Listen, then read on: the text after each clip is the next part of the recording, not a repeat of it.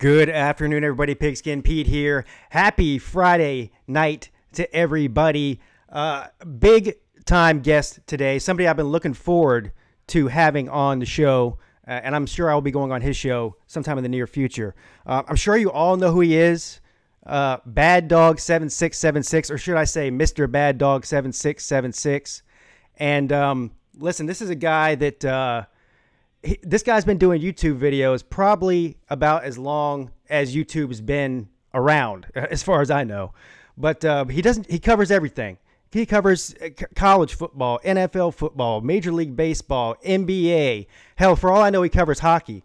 But he was kind enough to come on and answer some questions for me tonight. I think I have him for about 30 minutes. He's about to go live, I think at about 9:45 with the Entertainer Talking Sports.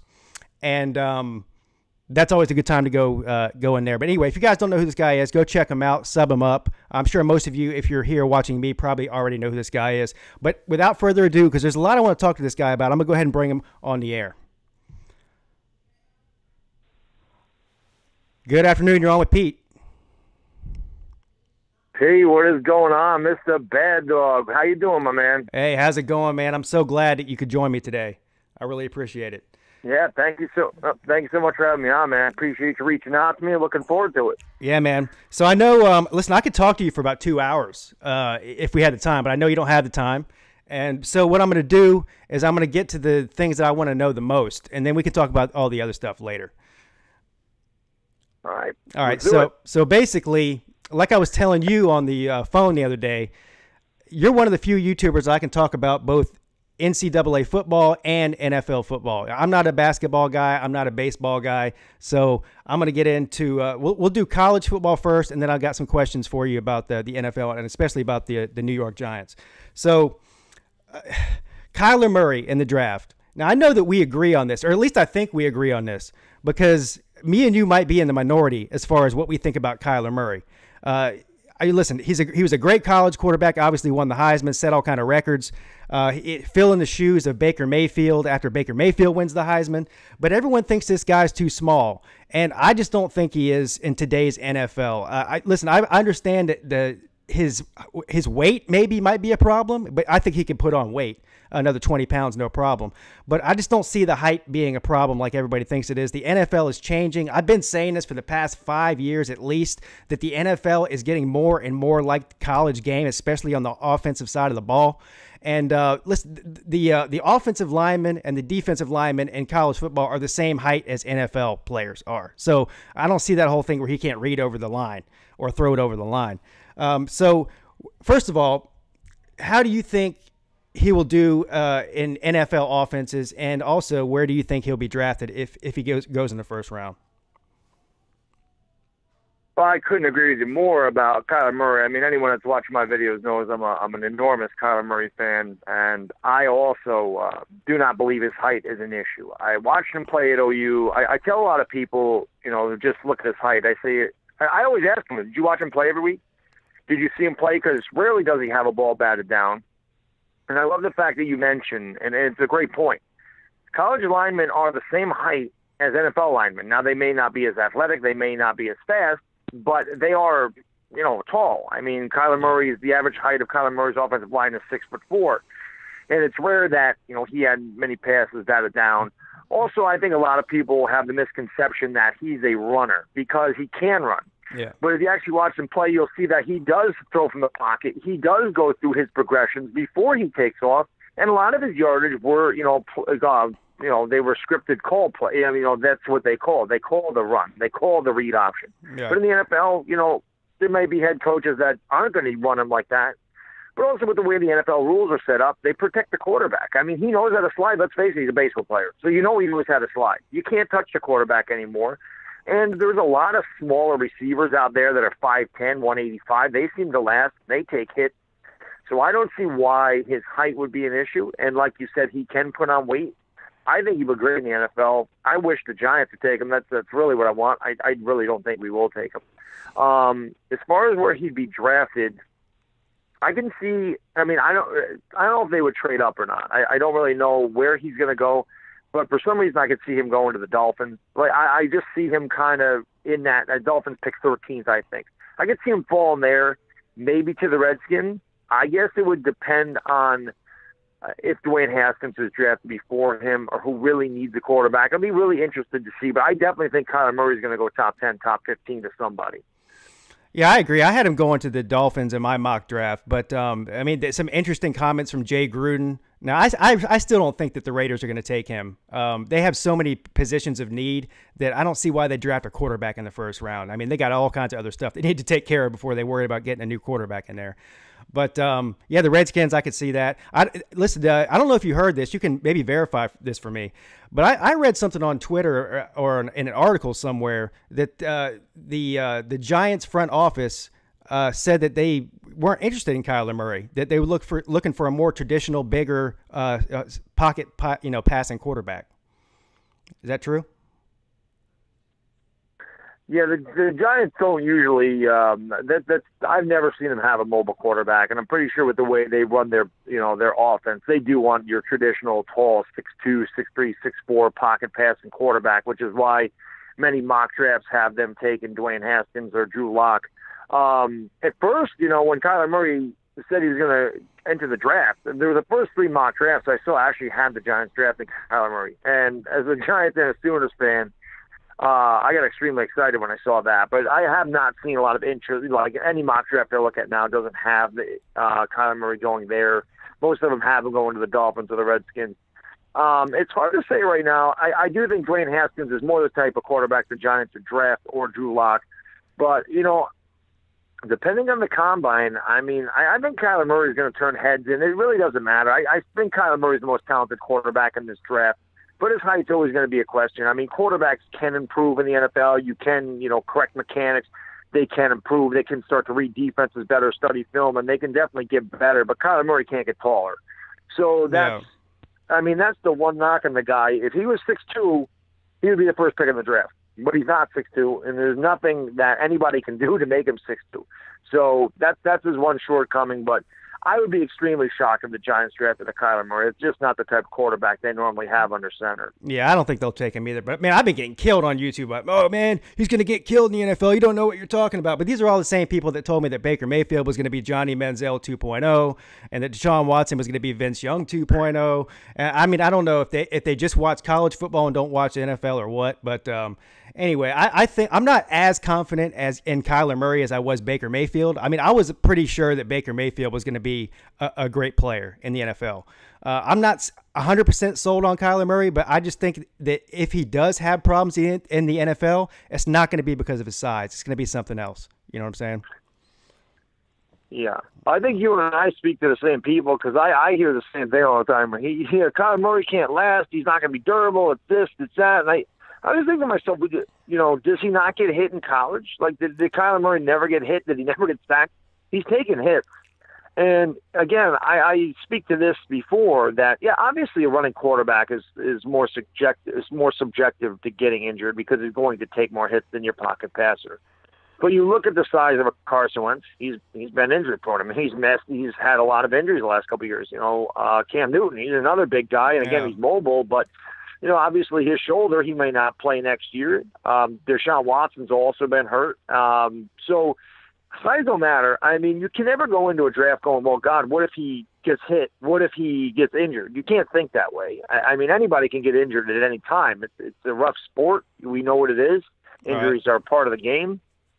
But, it's like I said, it'll just be really interesting. I don't think he'll get killed. He's a tough kid. And, I say this all the time when I'm sticking up for Kyler Murray, which I do on a consistent basis, especially to a lot of Giants fans. And, of course, they love to pick on me and troll me and just say he's too short. They do it on purpose because they know I get wound up. Yeah, me too. But, he's a great quarterback. And kind of like what you said, people ask me all the time, being a Sooners fan, they say, Bad Dog, Baker Mayfield or Kyler Murray. And I was saying, I think Kyler Murray was the better college quarterback. I think Baker Mayfield will be the better NFL quarterback. And like you, I thought Baker Mayfield was the best quarterback in last year's class. And I don't think he's done anything to prove either one of us wrong. I mean, he easily could have won Rookie of the Year. So it'll be really interesting to see. I mean, I'm really looking forward to the Combine, that's for sure. Yeah, this Combine is going to be interesting. All right, so moving on from Kyler Murray, but I want to stick to Oklahoma real quick before we move on to the NFL. So What are your expectations as an Oklahoma fan for the 2019 season? Now, obviously, Kyler Murray's not there, but a lot of people said after Baker Mayfield left, Kyler Murray can't be Baker Mayfield, and he put up actually better numbers and still got him back to the playoff. Now they have this. They have Jalen Hurts, obviously transferred there, and they have this new hot shot Spencer Rattler coming in. But I don't think he's going to even enroll until the summer, so he's definitely not going to be a factor. I don't think. But what's your expectation for Oklahoma? I mean, obviously they're in the Big 12. They're obviously the best team in the Big 12. I know Texas thinks that they have a chance to compete with Oklahoma. I don't see that this year. Maybe in 2020. But who knows? Who knows what's going to happen? But what's your expectation as far as the overall season? I mean, are you looking to get back to the playoff, or is that or bust, or just win the Big 12, or what do you think? Yeah, I think we'll compete with Texas again. That's kind of what I thought. I always joke around and just say, we take transfers at OU, we turn them into Heisman. Baker was a walk-on, he won the Heisman. Kyler transferred, he won the Heisman. And just really quick, I'm just watching the Rangers game. There's a fight going on, so I just got distracted for a second. And I say with Jalen Hurts, I'm like, well, he transferred, so he's going to win the Heisman. But honestly, I think Jalen Hurts could do really well in Lincoln Riley's system. Obviously, we have great running backs. They're all coming back. Trey Sermon, and hopefully Rodney Anderson is healthy. We have C.D. Lamb back. I still think this offense is going to be one of the best in the country, even with losing a Hollywood Brown and losing a Kyler Murray. I still think they have enough to win the Big 12. But until we start recruiting some defense over here, we're not going anywhere past the first round of the playoffs. I was so hyped about playing Alabama. I'm like, this is the team I wanted. I'm like, we can play with these guys. I know we can. Our defense just needs to make a couple stops. We can score. And before a blink of an eye, we were down 28-0. And then the legendary clip of me whipping the football across my house, and we were down 28-0, surfaced on YouTube during my live stream, or came from my live stream. I actually thought that was pretty funny. And then many people come out and say, Bad Dog, you have a better arm than Eli Manning. So that was funny, too. But I definitely think we'll compete for the Big 12. And if we don't win the Big 12, I think it'll be a disappointing season. Yeah. I just don't think we're ready to compete for a national championship. Yeah, your team is amazing. I wish Trevor Lawrence was eligible this year so we could take him. I would love Trevor Lawrence. I was so impressed with your guy, just a freshman, did not care. Didn't feel any pressure, so smooth, looked like a vet, looked like a senior back there. I was so impressed with Clemson. It was unbelievable how good Trevor Lawrence looked, man. And you being a Clemson fan, you got to have high hopes for your team as well. Oh, yeah. I mean, at this point, we've been in the playoffs 4 years in a row. We've won 2 national titles in the past 3 years. So we're expected to go to the playoffs every year, or it is a bust at this point, especially with the team we have right now and having that quarterback. But, listen, coming out of high school, everybody that followed high school football, especially in the state of Georgia, they all said that this guy was on another level, even better than Watson. A lot of them said he was.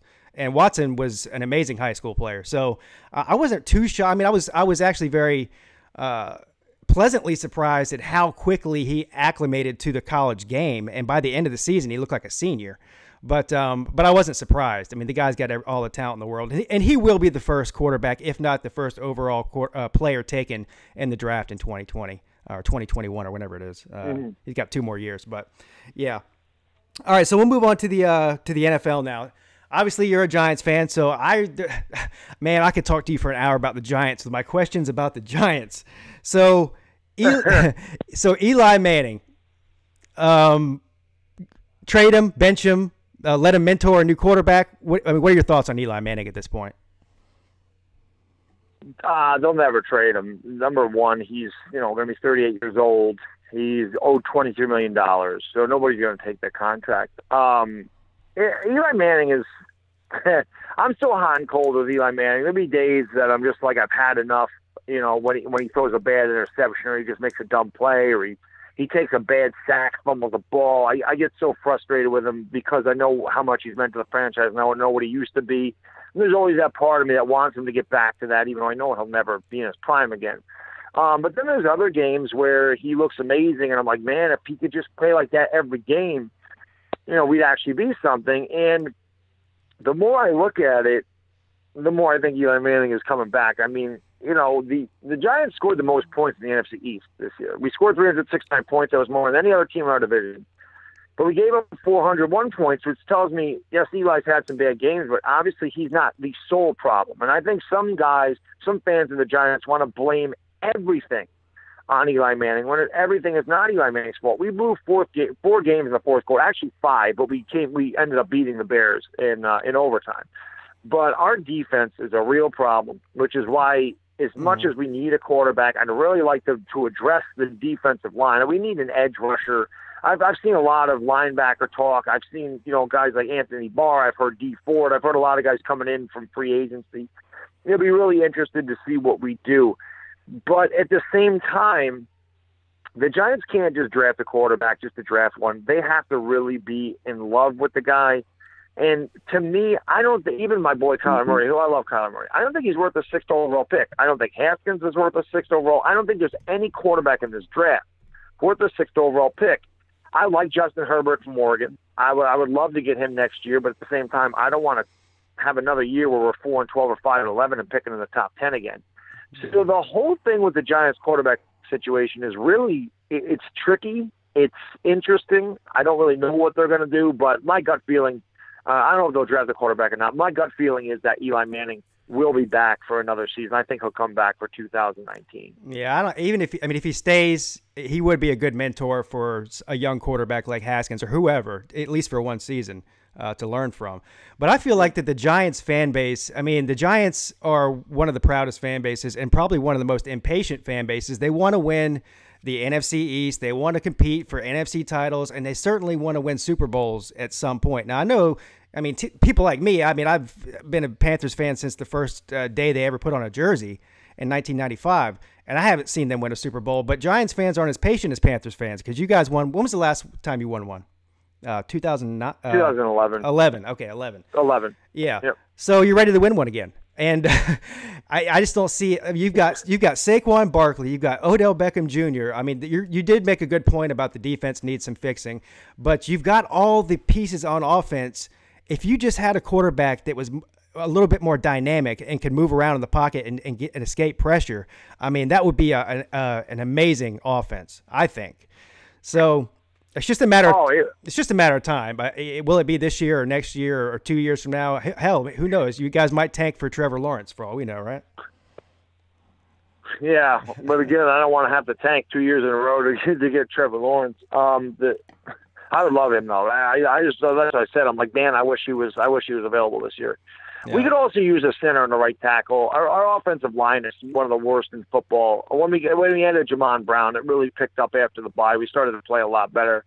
But this is why, again, the quarterback thing is tricky, but this is also why I say I just wish – I can't imagine Kyler Murray, the ability he would have to escape the pocket, the threat that he would put on defenses, being able to run with his leg, running an RPO with Saquon Barkley, and being able to extend the play and have Odell Beckham running free down the secondary, or an Evan Engram, even our tight end, who's one of the fastest receiver on our team.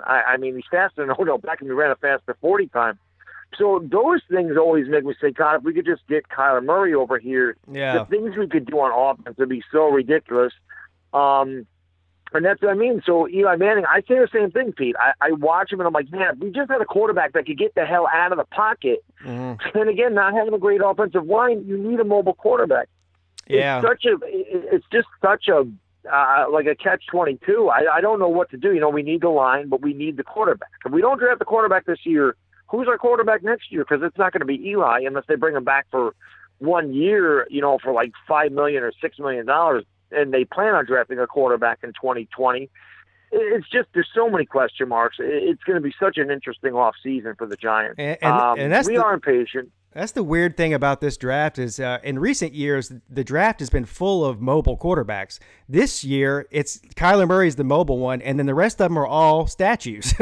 Even Dwayne Haskins, he's not very mobile. Daniel Jones, not very mobile. Drew Lock, not very mobile. It's just go down the list. So, I hear you. If they're not going to be much more mobile than what Eli gives you, then maybe think about drafting a different position and wait until next year to get a quarterback. I don't know, but you're right. It'll be very interesting. Let me ask you this, because if I ask 10 different Giants fans, I'll get 10 different answers. Okay. What are your personal feelings? Not as far as football goes, because we all know he's a great player, but what are your personal feelings on Odell Beckham Jr.? Does he get on your nerves, or do you think it's just, Odell being Odell and you can put up with it? Odell Beckham, to me, I think the best thing about there's no doubt in my mind Odell Beckham's very passionate. He wants to win. I never question his effort. I never question his heart. That's one thing I love about him. I love his passion. I love his heart. He definitely can be a distraction. The media definitely knows how to play him because he doesn't filter what he says. He says what he feels. He's not a scripted guy. There's a lot of guys that know how to work the media in New York. They say all the right things all the time. Odell Beckham's not that guy. Odell Beckham will tell you what he feels. And the New York media loves that because they want the story. They want the drama. This is what they want to do. The only thing that really concerns me about Odell Beckham now is becoming his durability. He has missed a lot of time with injuries. He missed almost all of 2017 with a broken ankle. He missed the last, I think, 4 or 5 games with a thigh or quad contusion. He's only played one season where he's had 16 games. That's the thing that concerns me because if he is a distraction and he's not on the field, then that is hurting us both ways because he's not producing on the field and he's causing a distraction in the locker room and with the media. So that's not a good thing. I can put up with all this crap if he's producing on the field and if he's playing. I think at that point you can deal with it. But when he's constantly injured, that's the biggest concern I have is that he's got to be on the field. I mean, he's not helping us if he's not on the field. We're paying him a lot of money, so he's got to play. Yeah, no, I get that part. The injury thing is definitely concerning. But to be honest with you, I get a little bit pissed off with Giant fans and Steeler fans when they start bitching about their elite receivers because I'm a Panther fan. We haven't had one ever. Steve Smith is the best receiver we've ever had. And he doesn't even hold a candle to Odell Beckham Jr. or Antonio Brown. So I was like, Antonio Brown's in the market, send him to Carolina. I don't give a shit what he does. I mean, as long as he's not, getting in trouble with the law, he can go over. He can flip over water coolers and cuss refs out and marry kicking nets. I don't care what the guy does. Yeah, just send him down to Carolina. But people get spoiled with their great players sometimes, and they're ready to ship them out. But so speaking of that. Somebody in the chat has a question for you here, so I'm going to go ahead and ask you a question for them. They want to know about what your feelings on the Joe Flacco trade to Denver is. That trade was incredibly, it was very surprising. I did not see that coming. Now, I think Joe Flacco still has a little game in him. I question it because they have Case Keenum. They're paying Keenum a lot of money. Yeah. Now they pick up Joe Flacco, and if I'm not mistaken, Joe Flacco is going to get $25 million this year and $28 million next year. Maybe it's the other way around. Maybe it's 28 and 25. Those are two massive contracts. Flacco is past his prime, and I don't think the Broncos were a quarterback away from winning the Super Bowl, and they were picking 10th. So they could have traded up and got a Haskins. They could have traded up and got a Locke. They could have got a Kyler Murray. They could have got a Daniel Jones. To me, it was a head scratcher that they're going to pay all this money for a guy who's 34, 35 years old, and it seems like his best days are behind him. He was also injured last year. So to me, I mean, I think Flacco will do better with the Denver Broncos than he did with the Ravens last year, but that's a big question mark. It was a head scratcher for me. I didn't really understand the move. I didn't understand what they did it for. I had a hard time understanding what Flacco can do. Instead of, let Case Keenum play another year, draft a quarterback, and then let your rookie start in 2020. It was strange, and I don't know the thought process behind it. And if Flacco was making $6 million or $7 million and it was a bargain, I think it would have been a great move. But it's all that money he's owed that makes me scratch my head when they already are paying Case Keenum a ton of money. So that was just, I questioned it. I didn't understand the move. Yeah, I agree. I don't know what John Elway's doing, man. I think he's trying to make himself remain the greatest Bronco quarterback of all time or something. I mean, he's swung and missed on every single quarterback that he's got. Now he brought Peyton Manning in for that one year that they won the Super Bowl against Carolina. But they had an all-time defense, and Peyton Manning, he didn't win games for them because he was, he could hardly even throw the ball at that point. But Joe Flacco is not Peyton Manning. He's not going to get you in the right play every time. And I don't know if that's what they're trying to recreate, and that 2015 team or something. But you're right; it doesn't with the money involved, and it just doesn't make any sense. I really don't. I think that John Elway, either he's doing this on purpose or he's got to be the worst.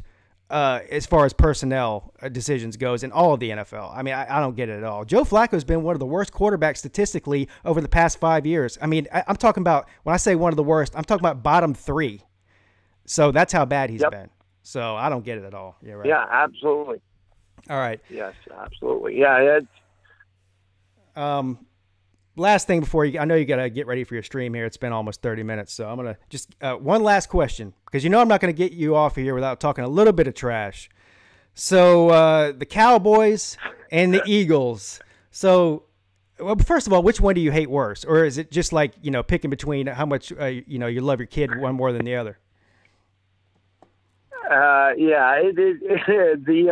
The Cowboys and Eagles depends on the fan base. Whichever fan base is kicking me off more at the time is the one I hate more. That's usually how that goes. I cannot stand either one of those teams. The Eagles winning the Super Bowl is probably the worst thing that's ever happened to me in my life. I had that on them all those years of ring checking them and having a blast, and now it's gone. So I don't like either one of those teams. I mean, if I had to choose one I hate more, it's the Eagles, just because I can't deny it. They have absolutely dominated us over the last decade, and I get sick of losing to them. I get really sick of losing to them. And we lose to them every way possible. It's unbelievable how we'll have huge leads, and we just blow them. I don't understand it, but that would probably be the team. Yeah, I would figure, since the Eagles are closer in proximity to you, that you would hate them, because you probably have to hear their mouth more, in person. Than the Cowboys fans. Oh, no. Actually, there's way more Cowboys fans up here in New York than Eagles fans. And of course, they're not real fans. I mean, the Cowboys are 4-12. We don't see any gear. When they're 12-4, everybody's a Cowboys fan. Yeah. So I do get a lot more Cowboys fans up where I am, believe it or not. Yeah. See, for me, I mean, I hate all the teams in the NFC South, but I have a special hate for the Falcons, and that's because I'm just closer to them. I grew up around more of them. They seem to be the loudest of all of them. I mean, a very close second is the Saints. But the Bucks I could care less about. I don't think I've ever met a Buccaneer fan in my life, so they don't bother me that much. But anyway, man, listen, I really appreciate you coming on. I know you got to get ready for your show. Everybody go check out Bad Dog. He's going to be streaming at what 9:45 Eastern time. Yeah, I'll be on the Entertainers channel. I will not be on my own channel tonight. But I'll be doing a couple of AAF games over the weekend, so you can check those out if you guys want to. I do play-by-play for those things. Yeah, this guy does more. I mean, this guy streams. How many times a week do you stream? Like 5, 6? I took a couple of days off, but yeah, usually I'll do. I was doing every primetime NFL game. I was doing every primetime college game, Sooners games. I did the SEC championship, the Big 12 championship, the Big 10 championship. I did like 6 bowl games. I did the national championship. I do a lot of NBA. I just love sports, man. I love sports. And being able to do a play-by-play kind of thing, it's like a dream come true for me. I'll never actually get in a booth, but this is the closest thing I can come to it, and I have a lot of fun. I also want to just say, man, thank you for having me on, Pete. And I would love to do this again when I do have more time, because, again, like you, I could definitely talk to you for an hour, hour and a half, without a doubt. Yeah, so, man. We'll do it again sometime. And I'm glad that we got in touch, and I definitely want to do it again. I love your channel, you the man. And I'm hoping. I said this with Raw Tide last year. I said I want the Sooners and Tide to play, and they did, and they kicked their ass. I would love Clemson and Oklahoma to play, so we could chop it up one time, and then you guys could kick our ass too, and it'd be great. Hey, you might get your wish. They might end up. You never know. You never know. So, all right, man. Hey, tell the Entertainer Talking Sports I said hello as well. Everybody, y'all go check out Bad Dog. I'll see you later, Bad Dog. Thanks for coming in, man. All right. Thank you, Pete. Have a good night, my man. We'll talk to you later. All right. Peace. There you have it, everybody. Bad Dog 7676. Y'all go check him out. I just saw somebody in the chat ask, what is his channel about? It's about all sports. He streams NBA, NFL, college basketball, Major League Baseball. I mean, you name it. And then like the show they do tonight on Friday nights on the Entertainers channel, they just get on there and drink beer and talk shit. Like, so they just have fun. So anyway, he's a good guy. Those guys are funny. So go sub them up. Let me see who's in the chat here. Thanks, everybody, for stopping in. I'm going to open the phone lines in a minute because it's only been 30 minutes. I'm going to try to stay on for an hour if I can. So let me see who's in the chat here real quick. Anthony Seminelli, what's up? Cushman Baseball. Dennis Wilson in the house. Good afternoon to you, sir. Irish Panther. Nick Bro. Clemson Carson. The Entertainer Talking Sports. The Sexy Goat says, what's up? What's up? Sexy Goat says, I'm taller than Kyler. Prince 6'1", my man. Vodka Drinker. Comic Dude 45. The QC. The Goat Watson. Let's see if I missed anybody. Thoughter. That's a hell of a name you got there, sir. Tiger Nate. Man, I could just sit here and read names all night. I'm gonna just have to stop with the shout outs for now. Alpha Evie. SEC Dog in the house. Crazy Mofo. Man, BVD. Man, all the damn people are in here tonight. The Sports Furies in the house. All right, hold on real quick. Let me, I'm going to open the phone lines up to everybody else. So give me a second. I'm going to put the number up on the screen because, believe me, I can barely remember my own phone number. So I definitely can't remember this phone number. So if you just give me 2 seconds here, I'll put it up on the screen. You guys feel free to call in. And believe me, I won't be able to find it either. There it is. Hi, how you like that? All right. So, MrBaddog7676 coming through with the super chat. Thanks for having me on, Pete. Let's do it again soon. Sooners, Giants, Yankees, Kyler Murray's the GOAT. Well, Mr. Bad Dog, thank you, by the way. Thanks for coming on, and certainly thank you for the super chat. I don't know if you know this, sir, but that does enter you into the super chat contest for the month of February. So you get 5 entries. Mr. Bad Dog. I got to write this down. I won't remember if I don't. 7676. 5 entries. And I do the drawing for that on March 1st. And I'll go ahead and read the names off of the people that are in the running for it right now. We have NASA CGI Snakes, Alan V, Tiger Nation, Billy Dawson, Catfish, Hound Dog, Dondre Crawford, Smallvall, NMD TV, Entertainer Talking Sports, Spencer from Rover Sports, and now Mr. Bad Dog 7676. So anybody who donates between now and March 1st can also be entered into that drawing. And I will do the drawing live that week.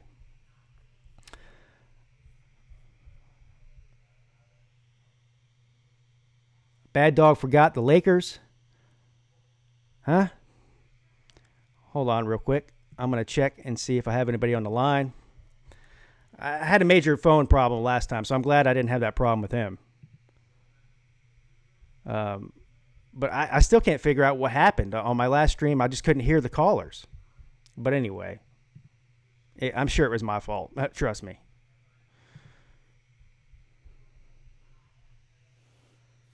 Billy Dawson in the house.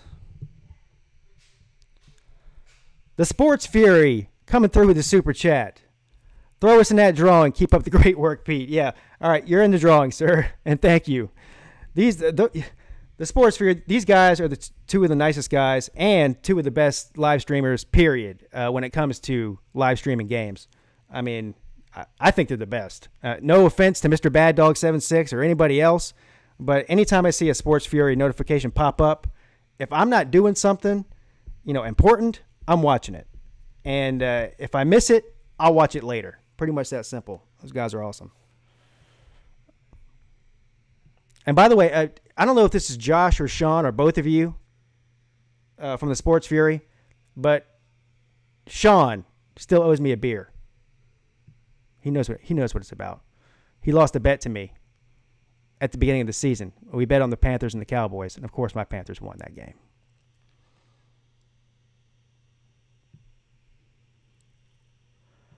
Bad Dog 7676 says, I'm a stream a lot of Lakers games, Pete.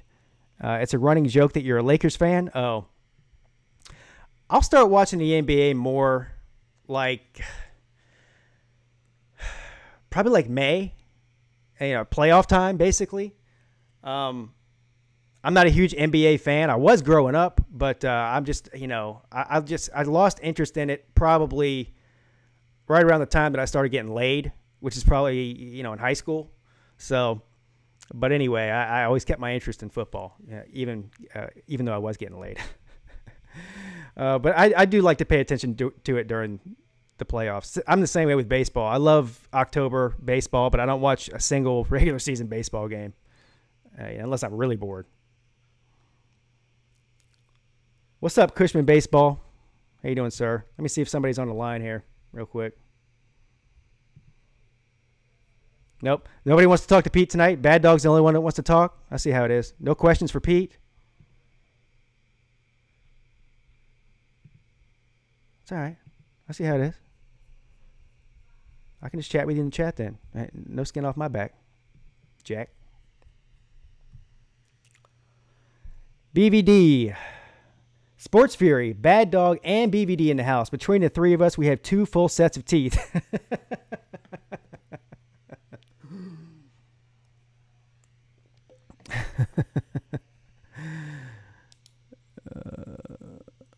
Hey, Cushman Baseball Chat. Listen, sir, I don't mind you promoting your channel in the chat here, but to be honest with you, I don't think I've ever seen you in here before, so just calm down, okay?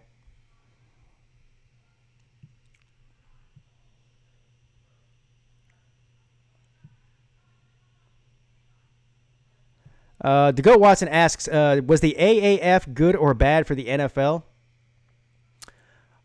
Well, you know, there's a concern out there, and I don't know if I share the same concern, but there's a concern that there's going to be players that forego playing in college and go straight to the AAF to prepare for the NFL.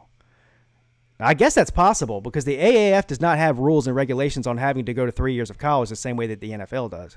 So they could potentially sign a high school player, not high school, a college player right out of college. And so, you know, would you rather go play for a university for 3 years for free?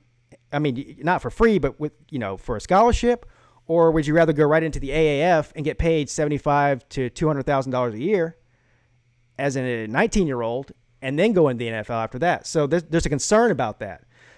If that's what ends up happening, then that's bad for not only the NFL, but it's bad for college football. That would be terrible. Now, I don't think that most kids would be more apt to going into the AAF because I think college football, frankly, is a better product. And I think that it's built right now to be a better developmental league for the NFL than the AAF is.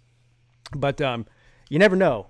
I mean, some kids, they want that money, and they want that money bad, and they may go to the AAF if they can. But you know, we'll see what happens. Unless the AAF makes some sort of regulation where they can't take players right out of college. That would be different.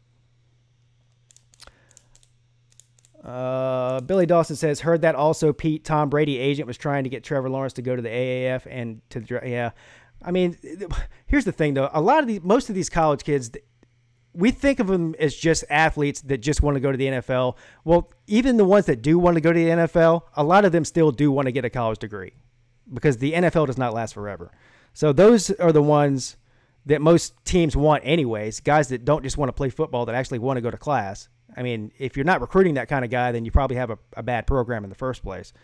And, you know, so I don't know how many players would actually do that.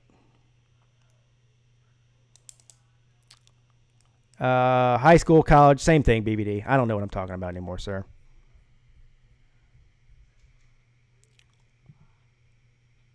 Hold on, let me see. I have to keep going back to check and see if everybody's on the line, so. No.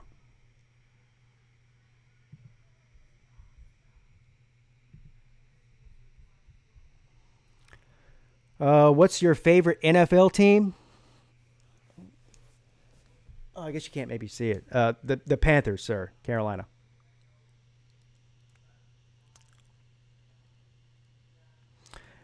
Yes, thank you, BVD. I don't know what I'd do without you, sir. You know, I mean, I can't thank you enough. As a matter of fact, I think I need to send you a present. Just send me your address and one set of false teeth. I'm going to have to write that down. I'll order them for you tonight, and I'll send them to you, sir. Do I like Cam Newton? Yes, I love Cam Newton. I'm concerned about Cam Newton, though. I'm concerned about his health. When he's healthy, I love him. I think most Panthers fans do like Cam Newton, but he's no good when he's not healthy. And so, listen, I'm not married to anything as far as professional sports go. If the guy continues to have injury problems. This is his second surgery that he's had on the shoulder in the past 3 years. And the first one he had, it took him a year to recover from it. So if this becomes a recurring problem, I don't love him so much that I'm not ready to move on, if that's what you're asking. Who's the best quarterback to me in this draft? Oh. That's a loaded question. I'll tell you this. I think that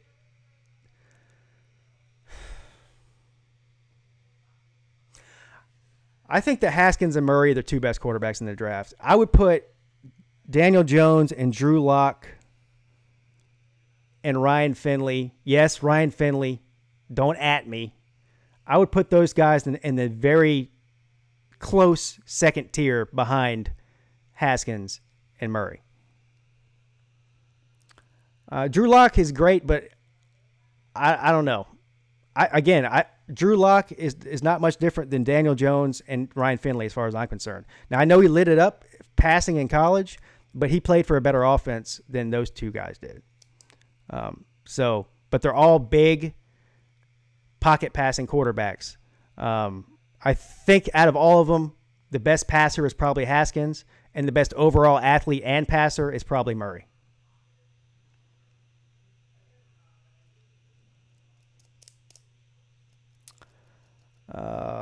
The biggest win for the Panthers last season was Christian.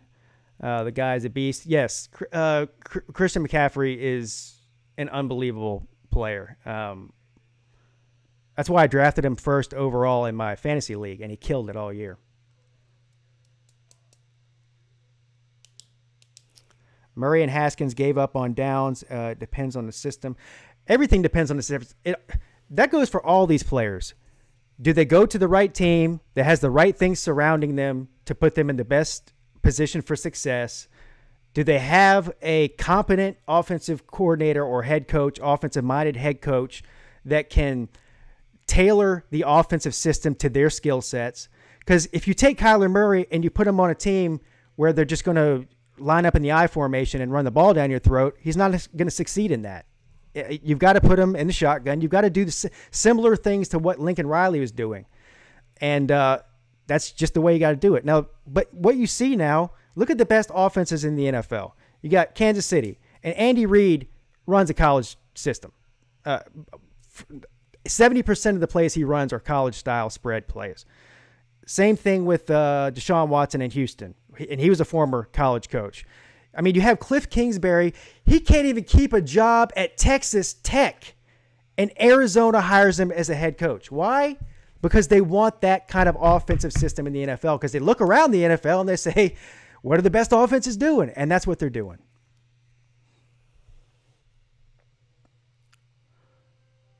Michael Sachs says, who is better, Alvin Kamara or Christian McCaffrey?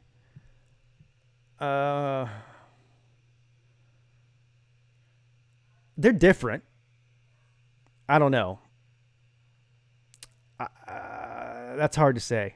I mean, listen, Alvin Kamara's had more seasons and he's had more big numbers. Maybe one more season than McCaffrey, right? I don't know. Listen, here's the bottom line. Alvin Kamara plays on a better team and in a better offensive system than what McCaffrey does. So,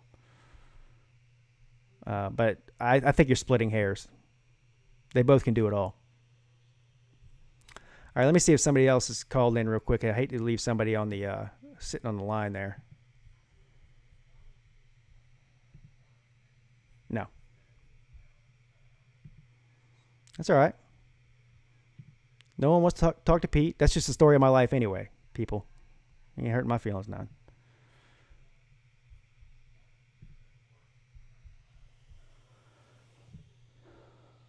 What are the chances Trevor Lawrence plays for 4 years at Clemson? Hound Dog asks. Slim to none. I mean, why would he? I think Trevor Lawrence will leave after 3. He'd be stupid if he didn't. I mean, why would you stay in college one more year if you're going to be probably the first pick overall just to have a chance to get hurt? It's one thing to – I wouldn't want somebody to skip a bowl game, because they might get hurt, because that's just one game and it's the last game of your college career. But I can completely understand if you're going to be the first pick in the draft, not staying a whole entire another season where you have potentially 14 or 15 games to get hurt in. So yeah, I don't think you will. What's Techie 800 sub to you, Pete? First time being here. Well, welcome to the stream, sir. I'm sure if you're here, you're amazing and you're fantastic, and you'll learn that really quick. That everybody in here is amazing and fantastic.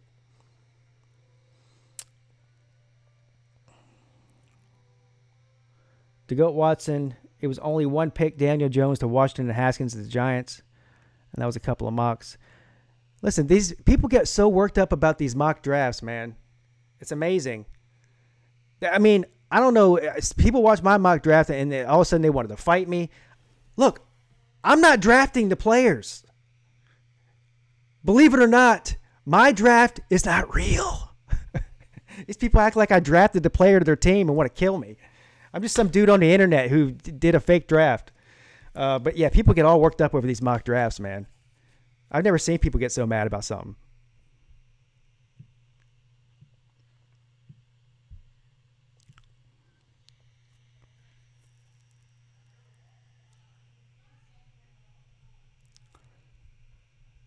Trevor is gone after his junior season. Yeah. The sexy goat, virgin for life. You're a virgin for life? Are you Tim Tebow?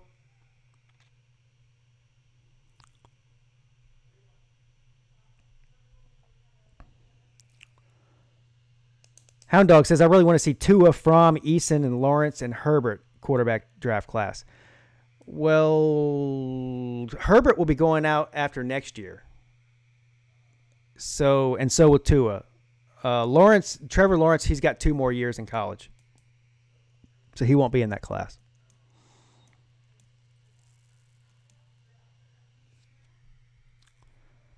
You may call in. Well, what are you waiting on, sir? I'm getting off of the stream in 10 minutes. So anybody who's going to call in, now's the time to do it. Don't be scared. I won't bite, I promise. Actually, I might. That's a lie. I just lied to you. Pete, what's your thoughts on Eason at Washington this year? I think it's an upgrade over what they had. So, with the condition the Pac-12's in anyways, the only team, in my opinion, that Washington even has to think about trying to get through is Oregon. And if they can get through Oregon, then they should have no problem winning the Big 12. And I think Eason will fit, that Pac-12 style offense, that Washington style offense. They're going to throw the ball all over the yard, and that's what he's good at doing. So I think it's a perfect fit. Fromm is a good quarterback, but he needs to be more consistent. Yes, he is a good quarterback. I agree. Not great, though. Good. Which is fine. There's not that many great ones out there. Most of them aren't great, really. Most of them are good. It's better than having a bad one or an average one. He's above average. Pigskin Pete, every year a team outside of the top 10 made the playoffs. Which team outside of the top 10 will do it next season? Where's Oregon ranked? Because I picked them as my dark horse to make the playoff. Now, a lot can change between now and then, so I may change my mind. But as of right now, the way that they're drafting, the condition of the Pac-12, not drafting, recruiting, you know what I'm saying. Doing all this NFL talk with the entertainer, with Bad Dogs, got me thinking about drafting. But anyway, I think that Oregon, with Herbert coming back, the way they recruited, and the condition of the Pac-12, that they could easily go 11-1 or 12-0 and win the Pac-12, which would put them in the playoff. Now, are they ranked in the top 10? I don't think they are.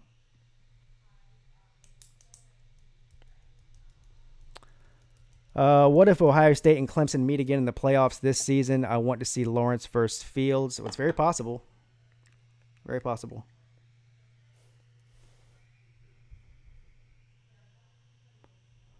Is he on the line? Hold on, let me see if he's on the line. All right. Good afternoon. You're on with Pete. Hey, Pete. How's it going? How's it going? Who am I speaking with? Nathan, Tiger Nate. Tiger Nate, what's up, man? How you doing? Good, sir. How are you doing? I'm amazing and fantastic. You already know that, though. Oh, yes, sir. How about that? All right. So I got a few things that I wanted to ask, and I thought might as well call in person because, heck, I'm not doing anything. Let's see. What do you think about how many SEC teams are in the FPI top 20? How many are in there? I don't know. I'm trying to think off the top of my head. I think it was like, let's see. So there was like Tennessee, South Carolina for the bottom. I'd say there was probably about like 8 to 10 of them. They had South Carolina in the top 20? I don't know for sure. Someone else can check for me, but I'm not 100%. So wait. So but, let me get this straight. Like, so there if Tennessee and South Carolina were in there, let's just eliminate some. All right. So we're going to take Missouri out, right? We're going to take Ole Miss out. Right. Yeah. We're going to take. Do we take out Mississippi State? I'm thinking we do, right? Yeah, they're in there too. Oh, okay, they're in there. So we take out Vanderbilt. Is Kentucky in there? Right. I don't think so. All right. Obviously Florida's in there. Obviously Georgia's in there. Obviously LSU's in there. Obviously Alabama, Auburn, Texas A&M are all in there. Arkansas is not going to be in there. So we're talking about like 10 teams. No.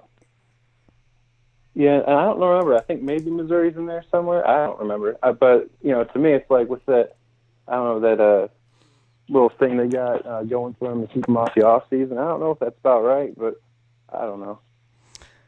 Yeah. Listen, I think it's fair to, you got to have, I agree that Florida and Georgia and Alabama and Auburn, Texas A&M, and LSU should be in there. But I don't know. South Carolina doesn't seem like they should be in there. Missouri, DeGoat Watson's saying in the chat right now that Missouri was 20. I don't agree with that at all. So, me neither. Sure, they got Kelly Bryant, but I don't think that really bumps them up per se number 20. They got to show something to really put them up there, in my opinion. Well, nothing's happened yet, obviously, but Yeah.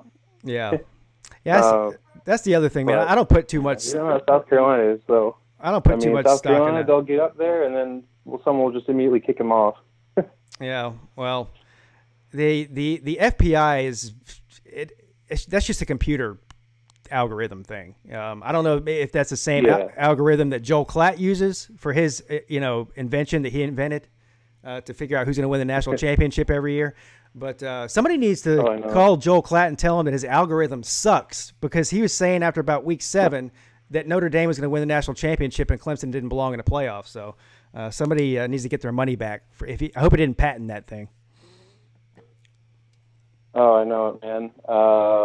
Another question. Do you think Michigan will finally push over the mountain of Ohio State this season? Because a lot of people are saying, they don't see Ohio State in the top 10, so they're automatically thinking Michigan's going to do it again. But what has the past told us? That doesn't really usually happen. I don't know, man. Yeah, I'm going to go on the same principle that I've been going off of for the past 5 years or however long it's been that Jim Harbaugh has been there, and I'm going to say no, because he can't. This year they should have. They had the better season. Everybody thought they were a better team than Ohio State, and they still lost to them. Mm-hmm. And so, and of course, they lost to a Notre Dame team that, frankly, wasn't. They were good, but they weren't great. So, I don't know, man. I think that that Ohio State's still going to be really, really good, even without Urban Meyer. And no, I still think that Ohio State's the team to beat in the Big Ten. So I'm going to say no. I don't think Michigan wins the Big Ten this year. Yeah, I agree with you on that one. Urban Meyer was really the biggest drive for them. Sure, they got Justin Fields coming over there, but really what it comes down to is coaching, and he hasn't been playing last season, so we don't know exactly how he's going to play out this season. So I think that's about right. That might be the real X factor, though, for if Michigan's able to take advantage of the fact that Justin Fields is going to be basically a freshman. I know he played last year, but he didn't really play that much, and he didn't really do anything. And now he's going to Ohio State in a different system and a different team and a different philosophy and everything else. So this is really like Justin Fields' first year, as far as I'm concerned. So if Michigan can take advantage of that part of it, then they maybe could win. But I still think that overall, the roster from top to bottom, Ohio State's still a better team than Michigan. So. Yeah, that's right. I got one more question before I leave. All right. Who do you think will finally take the Coastal in a dominating fashion? I have no clue if anyone will this season, once again, because, Pittsburgh, they took it, but it was just by the skin of their neck. I don't know. A lot of people saying Virginia Tech will finally come back to power, or Miami. I have no clue. Well, here's the thing. I've lost all faith in Virginia Tech. I really have. I don't know. I don't know what they're doing. I don't even know who their quarterback's going to be. I don't know anything about Virginia Tech. That's how much they've fallen off. I couldn't name one star player on that football team. That's just sad. And they just continue to get worse instead of better every year. So I don't think Virginia Tech will win it. I don't think there's no team that dominates that division. So I would say, just based on personnel alone, that Miami's got to be the best team. But I said that last year, and they proved me wrong. But I still think that Miami's the best team in the Coastal. And if they don't win that division, then that'll be a huge disappointment, even with a first-year coach. But it's not like bringing a new coach in from somewhere else. At least the guy's been there. He knows the players. He knows the city. He knows the program. He knows all that. So it won't be that big of a turnover. And I think he's actually going to be a better on-the-field coach than and decision-maker than Mark Richt was. So I think Miami will win it. Right. And I see DeGoat saying Virginia. I don't know. That would be very cool, interesting, but, who knows? We don't know till it's August. Hey, you never know. But with the Coastal Division, Duke could win it. Virginia could win it. Nothing would surprise me. But I still think that Miami's the best team out of all of them. So. Yeah, exactly. With that crazy-looking punter. Good yeah. Yeah. All right. Well, hey, thanks for having me on the show, man. Yeah, man. Thanks for calling in.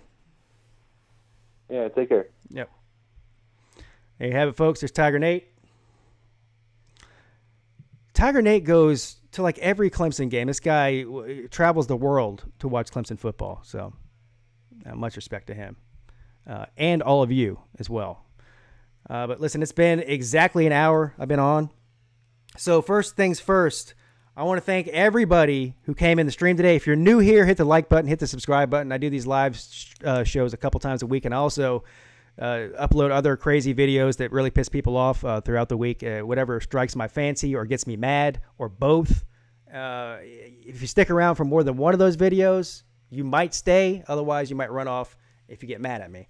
But I want to thank the entertainer, Talking Sports, and Mr. Bad Dog in particular, for coming on the show tonight and talking about Oklahoma football, talking about the draft, talking about the New York Giants. Thanks for the super chat from Mr. Bad Dog. Thanks for the super chat from the Sports Fury. Thanks to my guys, Billy Dawson, Tiger Nation, and, of course, Catfish from the Volunteer Roadshow for their support on the Patreon page. I think that's it. Yeah. You guys are all amazing and fantastic.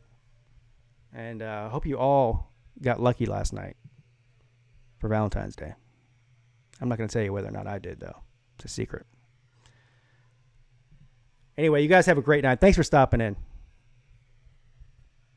Pigskin Pete, checking out.